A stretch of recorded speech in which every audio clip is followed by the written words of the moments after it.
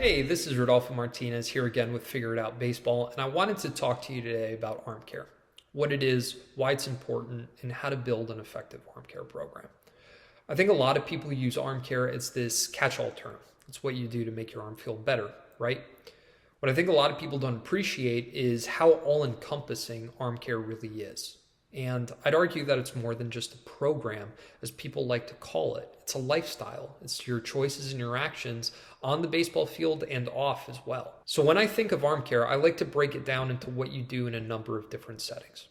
The first is obviously what you do on the baseball field. Throwing is inherently a stressful motion on the body. So number one is going to be limiting the stress on your arm, preventing yourself from overdoing it. If you're on a pitch count, sticking to that pitch count. It's there for a reason. It's to prevent you from getting injured, plain and simple. It's to prevent you from feeling like your arm is hanging after a start. What do you do when you play catch? Are you dialing it back on those days that you're just not feeling it? Or are you going out and you're trying to long toss every day, trying to beat your record? If you're trying to constantly outdo yourself, eventually there comes to a point where your body can't take anymore. So in this sense, I think what you don't do is almost just as important as what you do. More on the field stuff includes doing your proper warm-up. So when you go out to throw, when you go out to play catch, are you doing a quick couple of these, just stretching it out quickly before you go to throw? Or are you taking the time to do your bands, go through a proper dynamic warm-up? Muscles need to be warmed up, need to be stretched out, need to be primed for one of the fastest motions in all of sports. I think another point here is following a proper regimented throwing program. You can't expect to be ready by opening day if you don't have a plan, if you haven't built your body up to that, to handle that kind of stress and that kind of load. Arms need to be conditioned gradually. So you're building up and toning down throughout the season, and that's all to prevent these big jumps where you're asking too much of your body too quickly, because once you do that, you're predisposing yourself to injury. In addition to the baseball field, I think it's important to ask, what are you doing in the weight room?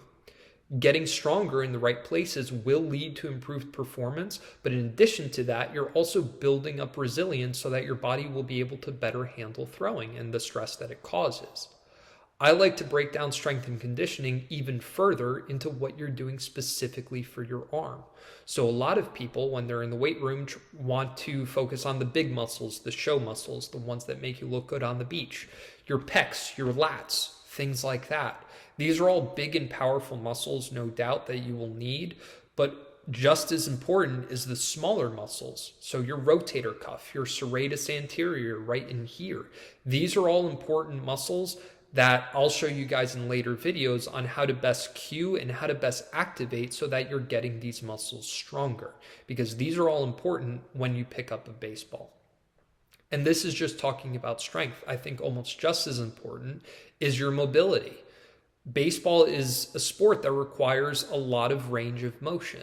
So a lot of times it's going to be getting a lot of these bigger muscles like the pecs and the lats to be able to calm down and stretch out to get yourselves into these positions that you need to be in when you throw a baseball. If that doesn't convince you how all-encompassing arm care really is, think about what you go through when you go through your throwing motion, because it's certainly more than just your arm. It's your trunk, it's your core, it's your legs. It's your scapula in the back, even how your head is positioned, how your neck is positioned in space. These are all important things. Your body is under load under a number of different systems across a number of different joints, and we have to take all of this into account. Every arm is different, right? We say that all the time, but I think it's also important to look at that in terms of how we structure the arm care.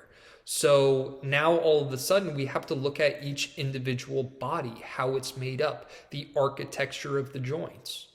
By the same token, how do you actually throw a baseball?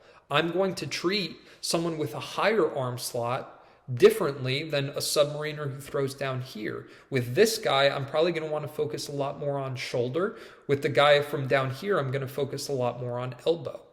So I think these are all things that we need to take into account, because it's going to be the whole body, the whole system that we have to take into account when we make that arm care program.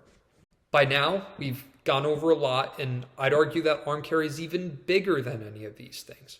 Arm care is also eating right. It's giving your body good fuel for exercise and for throwing. It's an old analogy, but I think it still works. If you have a Ferrari, you're not going to put cheap gas in it. So what you put in your mouth, what you put in your body is going to be important in how your arm feels. Eating right is going to be critical for refueling, but by the same token, so is sleep. If you're staying up all night playing video games, then your body is constantly playing catch up. You're not able to recover. You're not able to get good rest. This is especially important when you're in high school and when you're even younger, because your body is physically trying to grow at the same time. It's physically trying to mature into your adult body, and this requires energy. This requires being able to refuel and recover. All of this, by the way, is just focusing on the physical stress. It's not even touching upon the mental stress. So I think there's a lot of good videos on the site that talk about how to become more mentally resilient and how to be able to mentally deal with the stress that you encounter on a daily basis. Because things like having a ton of finals will also affect how your arm feels and how your body recovers. Baseball, in my opinion, is the sport that requires the most time devoted to it to become successful. These are all things that I think you should consider when designing and structuring your arm care program. But there's even more than that we haven't even talked about today. To wrap up, I think, what are the essentials that are needed for arm care? I think a lot of people focus on equipment, focus on stuff to make their arm feel better. But I think all that you absolutely need in terms of equipment is a good set of bands. A good set of bands will help you warm up before you throw. You can use them for all of your arm care exercises. They're a vital part in terms of making your arm feel better and preventing yourself from getting injured in the first place. I personally like the Jaeger bands, and I'm in no way endorsed by them, but I think they're popular for a reason. They clip onto any fence. It's easy to throw them in a bag. They offer a good amount of resistance. They're a great solution for really doing a lot of the arm care exercises that I think you'll need to incorporate if you want to be successful. Before you go out and you get a massage gun or a stim unit or anything like that, I think the most important is the fundamentals. And the fundamentals here, in my opinion, is just a good set of bands.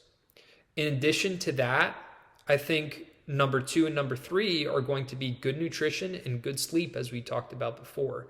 If you're not refueling, recovering, then your arm is constantly going to be in the state where it's constantly trying to catch up with all that you're asking to do of it. Before you dig deep for the newest solution, for the newest technology, just focus on the basics. And the basics, the fundamentals for me, like I said, are a good set of bands, good nutrition, and good sleep. Those are going to be the cornerstones for arm care right there. Without these fundamentals, I think the latest technology, it won't help you. So go for the low-hanging fruit first. Go for these easy kind of solutions, because I think they'll really pay off in the end.